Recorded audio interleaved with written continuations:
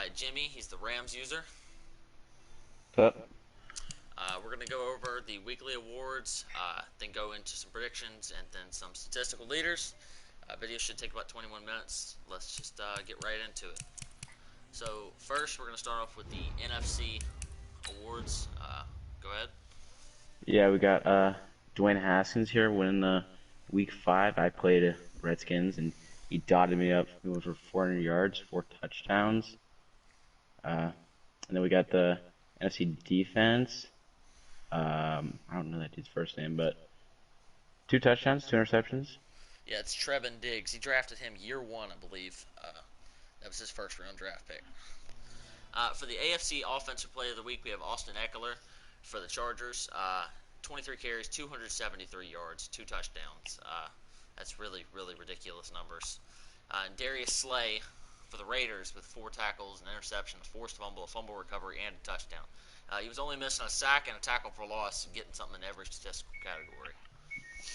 So, really good numbers by everybody there. All right, let's slide on over to the predictions here. Of course, as always, we're going to do the games of the week last. So we have Browns at Colts to kick it off. What do you think, Jimmy? Um, I'm gonna go with the Browns. He beat the Seahawks. What was it, week 4 or something? Yeah. That's a pretty good game. He put up like 65 points. So I'm gonna go with the Browns there.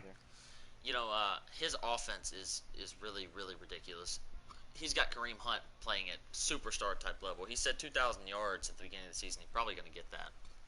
The Colts user, he got a win last week, a big important one for him over the Bengals, 28-21. But I just don't see him being able to stick with the Browns in their high-powered offense this week. Speaking of high-powered offenses, this one's going to be a shootout as well. Jets at the Bills. Yeah, Bills got a nice win last week over the Patriots. Yeah, 3-point game.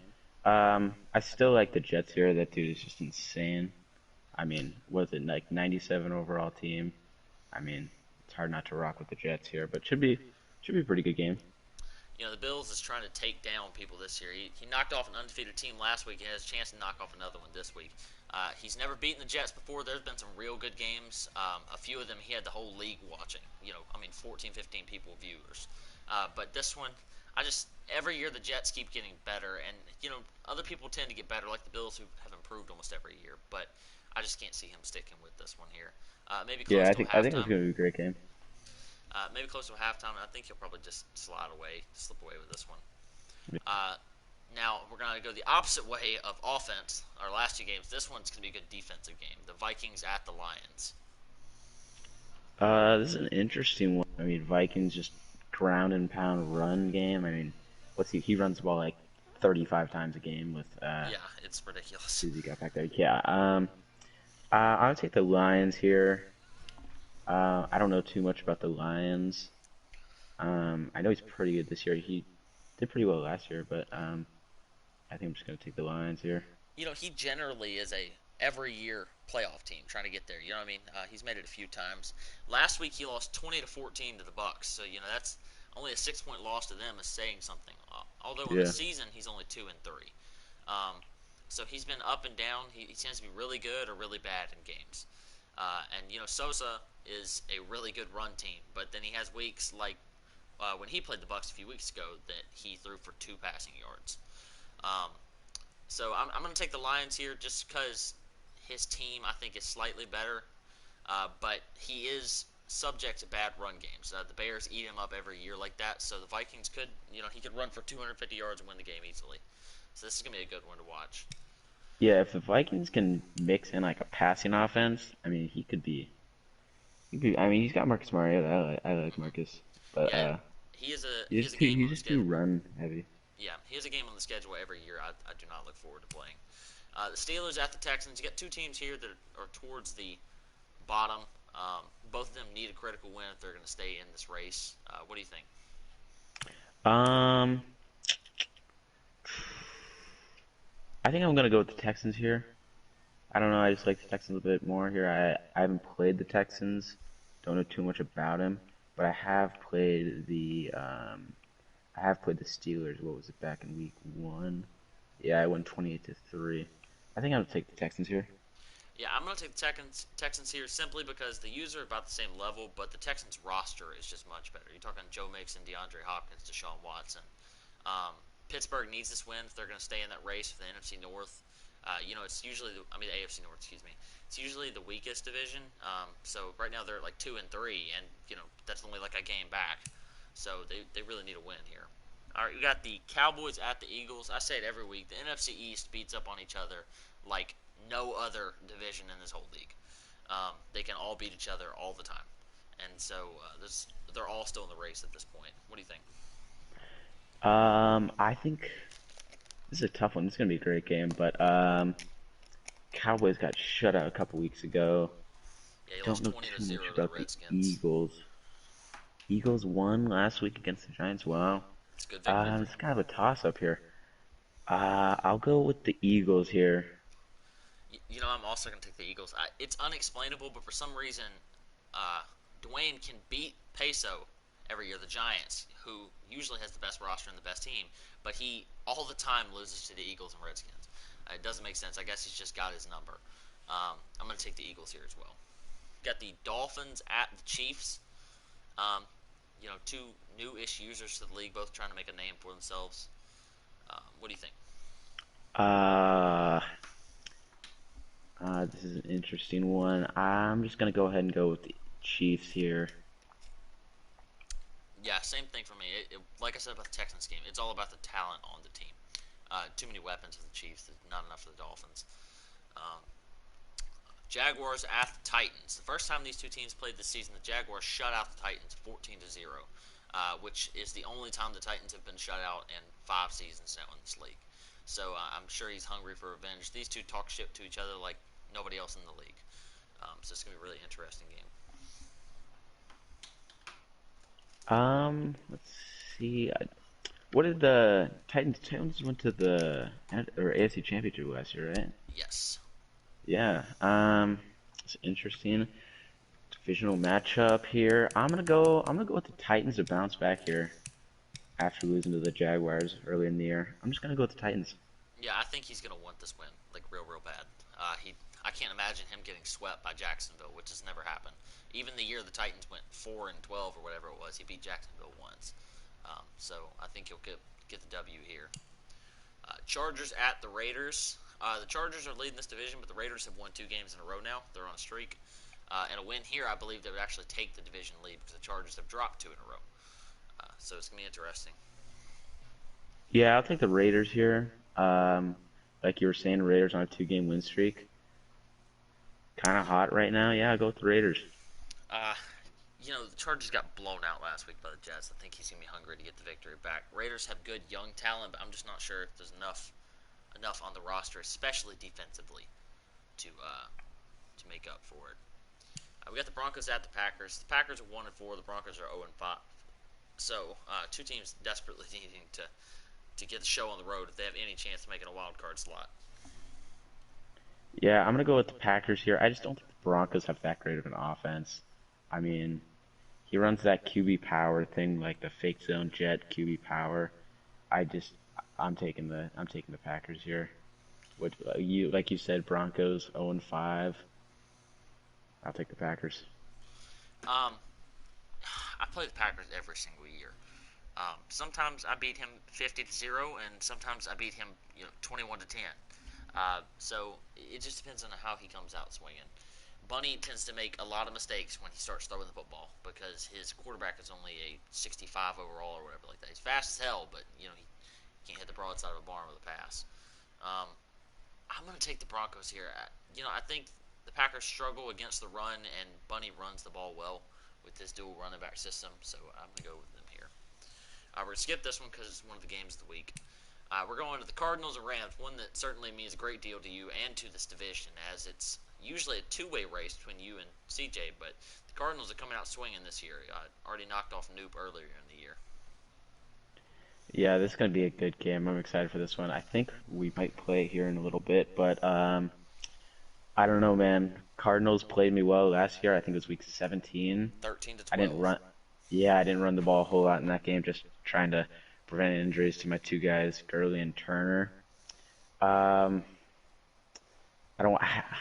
I don't want to comment on my own game here, but I mean Cardinals does have a good user on defense. I'm gonna say I think I can get this dub here.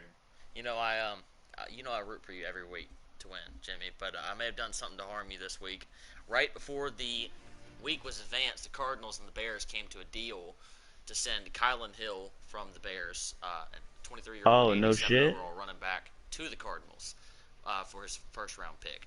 So he's got a new running back in town who is an absolute monster. Behind Is he still Kamara?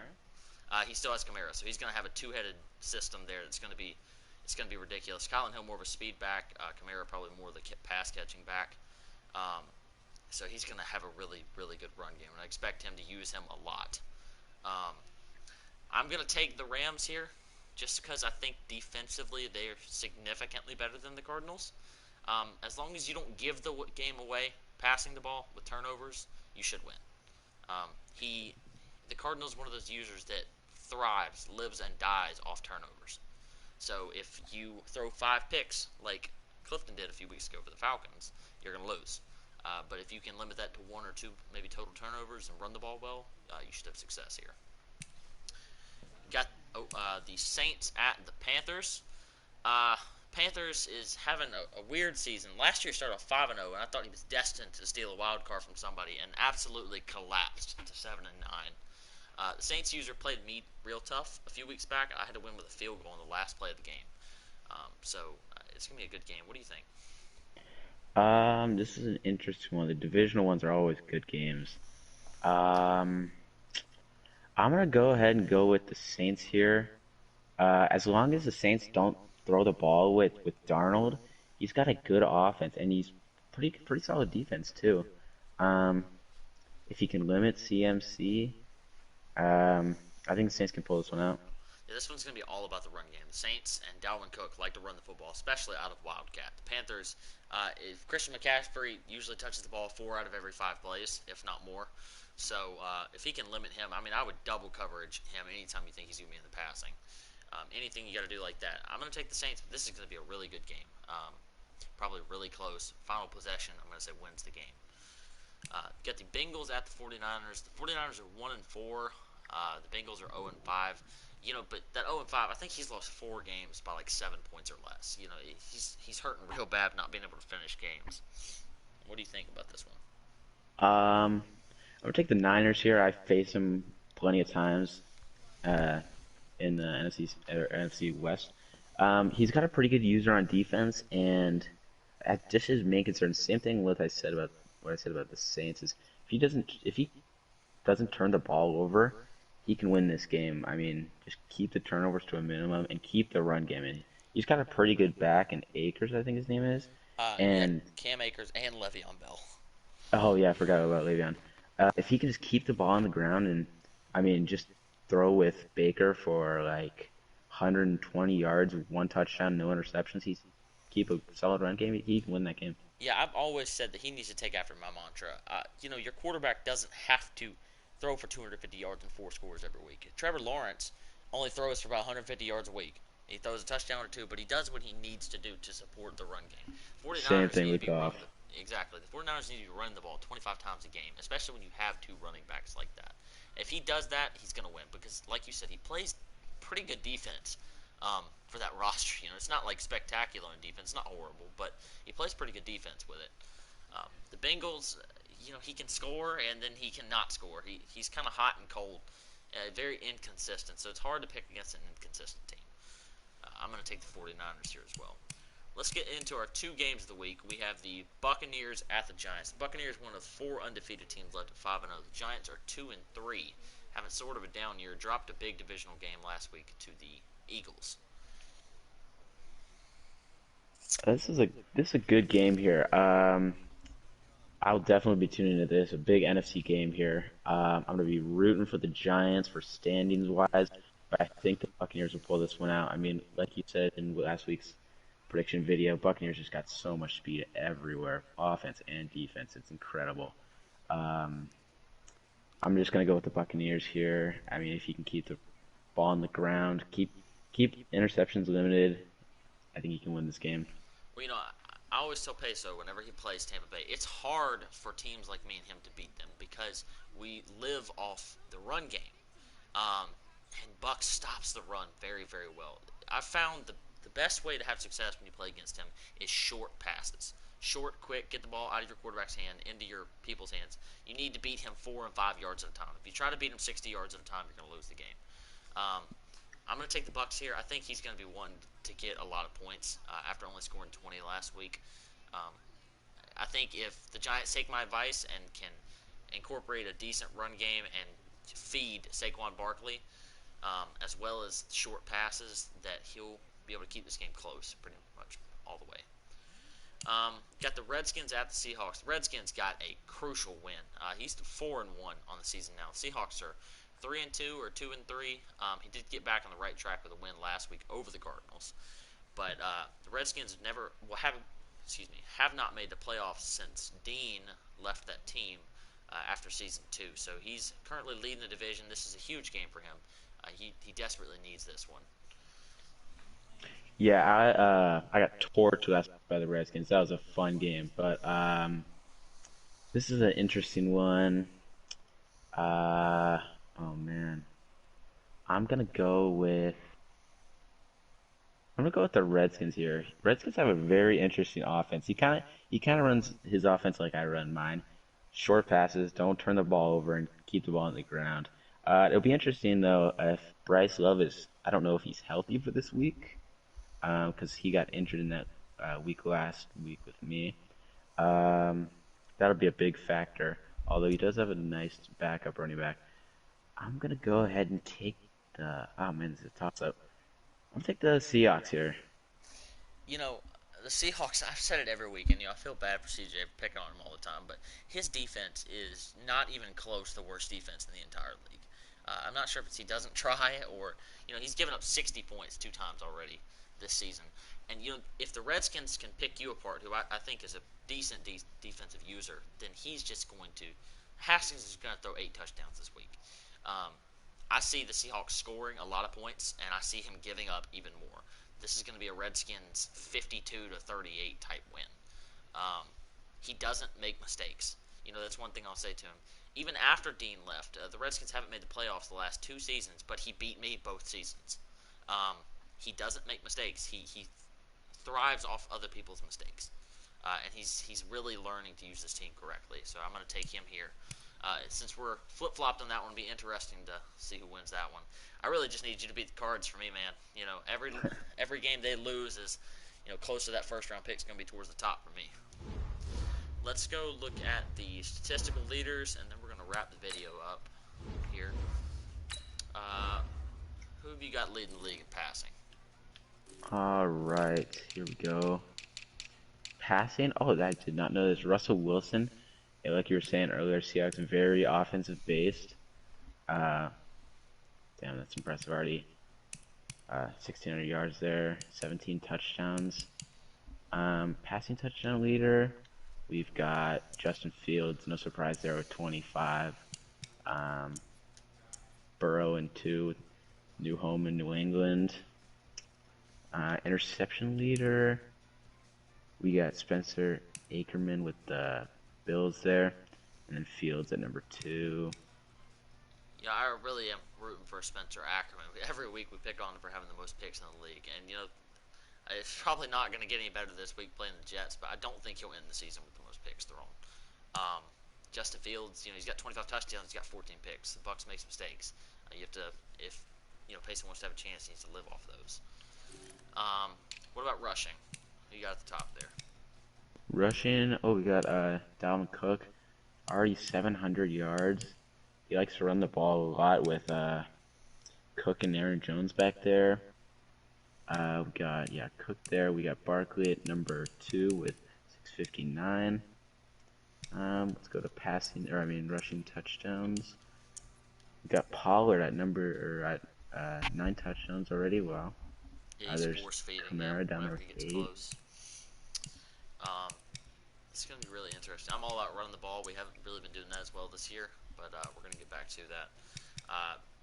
Dalvin Cook leading the way. He ran for 200 against me, and I'm one of the best run defensive teams in this league. So I think he'll he'll continue to lead the way for the Saints. All right, what about receiving? All right, receiving. We got Dion Whitfield here with 815, and then McGraw with the 19 catches, 753 yards, almost a 40 catch average. Look at the I next haven't one. tuned him. I haven't tuned into many of the Bills games, but he must just be throwing bombs to this guy. Yeah, he Oh, I throws didn't it even see deep. Ruggs Yeah. right there with 50. Holy shit. Yeah, I was gonna say that's an insane number. 12 catches. He's averaging 50 yards a catch. So I don't know if he's just sending him deep every play or what's going on. Both of those two, um, just absolutely stupid, ridiculous passing yards per play. 8 touchdowns each. So I'm, I didn't you know, even mention Dion Whitfield, 22 receiving touchdowns. yeah, Wow. it's like something like almost one out of every 2 catches he makes is a touchdown. But that's what the Bucks does. He gets these great receivers and he builds them up. All right, let's look just for fun at the blocking. The most sacks given up by Daniel, however the hell you say his last name. There are 10 sacks, not even close to anybody else with 6. The Panthers. Defensively, leading the league in tackles is Anthony Jennings, the middle linebacker for the Chiefs, 39. Roland Sherman second for the Lions, and Micah Parsons third for the Jets. Let's see here. Sacks. Terrell Lewis and Chase Winovich, both for the Jets, each have 10 sacks each, leading the way. Interceptions wise, Jordan Anderson, the rookie for the Jets, still has 10 interceptions, double as many as anybody else in the entire league. Trevin Diggs, Nelson Roach, Roquan Smith, and Isaiah Simmons all have 5.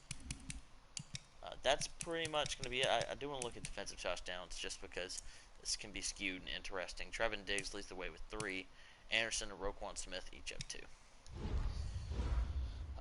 We love to get everybody's opinions in and what they feel and, viewpoints on the league and how it's going and as well as predictions. So very happy to have the Rams user Jimmy with us this week. Next week, I believe the Patriots are scheduled, but after that, we don't have anybody scheduled. So if anyone's looking to do a video like this, all you need to do is message me or Jets, and we'll make sure to put you on the list. Um, and if we don't have anyone scheduled or new people, we'll be sure to recycle people. Like if you would like to do it again, Jimmy, or something like that, there'll be that opportunity later in the season, I'm sure. I know Cardinals said that he was expressed interest in doing one later in the season as well.